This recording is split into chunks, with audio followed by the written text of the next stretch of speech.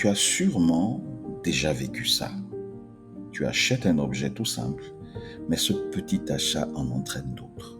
Et soudain, tu te retrouves avec une série de dépenses que tu n'avais absolument pas prévues. Imagine que c'est une chemise neuve. Mais soudain, tu trouves que ton pantalon trop vieux ne peut pas aller avec cette chemise. Alors tu en achètes un. Puis tu te rends compte qu'il faut une chaussure assortie et une ceinture et plus tard une chaussette et pourquoi pas une paire de lunettes assorties. Et te voilà embarqué dans une spirale de dépenses que tu n'avais pas prévue du tout. C'est ce qu'on appelle l'effet Diderot.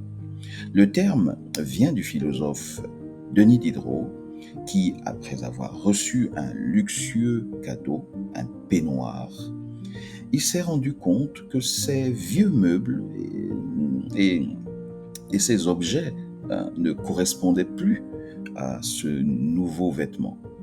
Résultat, il a remplacé peu à peu tout son intérieur, dépensant bien plus que prévu, et tout cela à cause d'un seul achat déclencheur, un peignoir.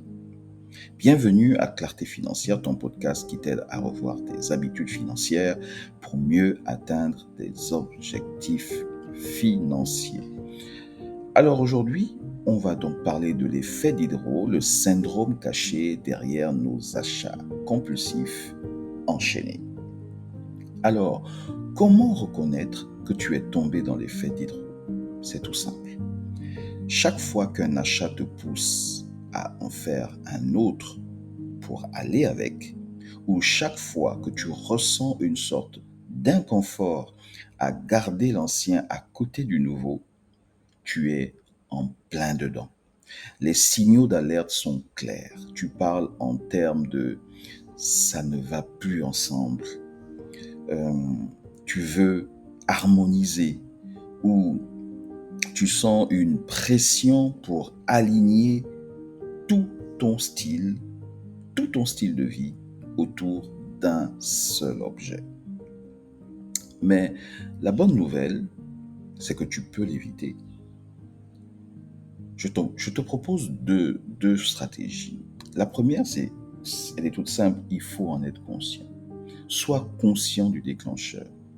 Avant d'acheter, demande-toi, cet achat va-t-il m'entraîner vers d'autres dépenses? La seconde stratégie et la dernière, fixe une règle personnelle. Je l'ai déjà énoncé lors des podcasts précédents. Donne-toi toujours 24 heures avant de réaliser une dépense que tu estimes être compulsive. Ton confort ou ton bien-être ne dépend pas de l'uniformité de tes objets, mais de leur utilité réelle. L'effet Diderot, c'est un piège subtil, mais en le reconnaissant, tu gardes la main sur tes choix. La prochaine fois que tu craques pour quelque chose, garde en tête cette question. Est-ce que je veux vraiment cet objet ou est-ce que c'est juste le début d'une spirale de dépenses? Plus de clarté dans tes dépenses, c'est toujours plus de clarté dans tes projets. Je te dis au prochain podcast.